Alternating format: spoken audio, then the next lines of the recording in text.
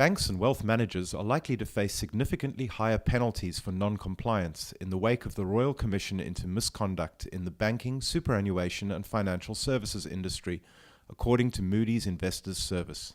The Royal Commission has so far revealed a significant number of operational and conduct failures in the country's financial services industry. However, while the Moody's report found that future penalties are likely to be heavier than in the past, they will still be little more than a slap on the wrist, given the major banks' robust earnings.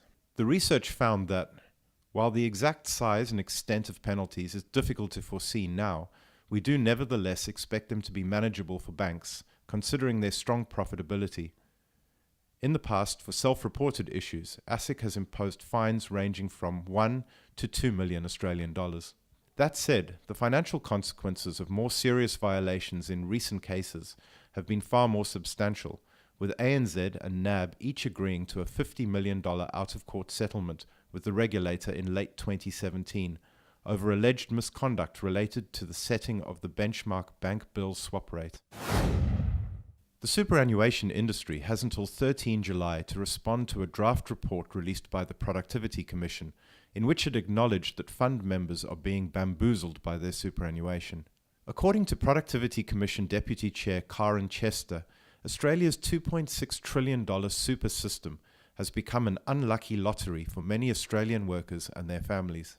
Federal Treasurer Scott Morrison tasked the Productivity Commission with assessing the performance of the superannuation system to determine if it is meeting the needs of members and retirees and providing the best possible investment returns, a process which began on 1 July 2017. The Commission has so far delivered a mixed report card, concluding in the draft report that too many members are getting subpar returns at a substantial cost to their income and well-being in retirement.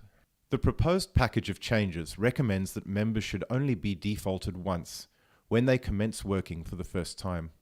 It further proposed that potential members should get to choose from a best-in-show list of high-performing funds that have been identified by an independent and expert panel.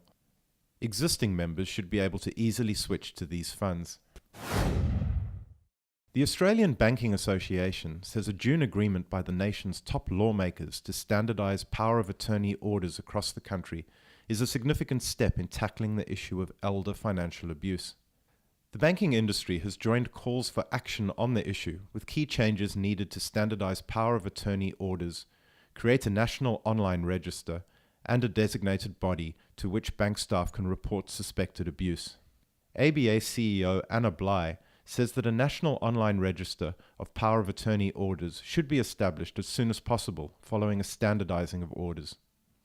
Currently, there is no way of checking if power of attorney documents are valid, although the federal government announced funding for an online register in its May budget. Advocacy groups are strongly supportive of this measure.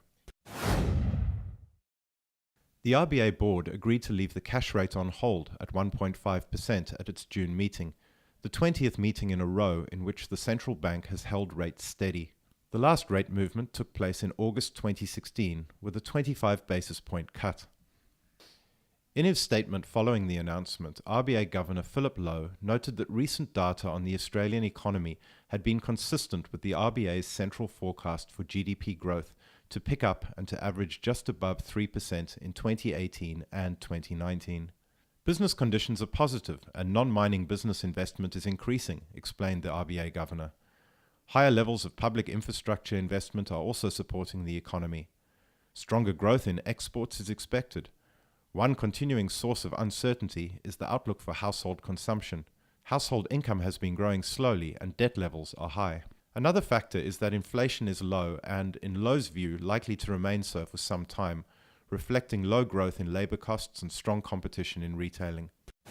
ASIC and APRA have published new data on life insurance claims and claims-related disputes for the period 1 January 2017 to 30 June 2017. The research found that more than 90% of claims that progress to a decision are paid in the first instance. The data also showed that different products and distribution channels have different claims and dispute outcomes, with 97% of death claims being paid in the first instant, 84% for TPD claims, and 87% for trauma claims. The two regulatory agencies are now moving to establish an ongoing reporting regime with regular publication of credible, reliable, and comparable data at both aggregated, industry, and insurer-specific levels. The aim is to improve transparency of life insurance claims practices, as well as the quality of information underpinning public debate and policy making. Consequently, this should help to drive accountability in the sector. ASIC has announced it will give financial firms, including superannuation trustees, transitional relief until 1 July 2019 to allow them time to update mandatory disclosure documents and periodic statements with the Australian Financial Complaints Authority's details. AFCA is the new single external dispute resolution scheme for consumer and small business complaints. The regulator confirmed a range of measures had been put in place to ensure that consumers are kept informed of how and where to pursue a complaint during the transition to AFCA. Changes include: AFCA has a new website and new contact details. Prior to AFCA's commencement, the final response letters that financial firms send to complainants who have been through internal dispute resolution will include AFCA's details. Arrangements are being made to effectively redirect consumers from the predecessor dispute resolution schemes to AFCA from 1 November 2018, and ASIC will require financial firms' broader consumer communications about how to complain to also be updated with AFCA's details by 1 November 2018. The new body will start dealing with complaints about all financial firms from this date. ASIC has commenced proceedings in the federal court against Westpac in relation to alleged poor financial advice provided by one of the bank's former financial planners. Court documents filed in mid-June alleged that the advisor breached the best interest duty under the Corporations Act, provided inappropriate financial advice, and failed to prioritize the interests of his clients. However, ASIC acknowledged that Westpac has a significant remediation program underway in respect of the advisor's conduct. The bank reported to ASIC that, as at 14 June, it had paid approximately $12 million in compensation to clients impacted by the advisor's poor advice and ongoing advice service failures.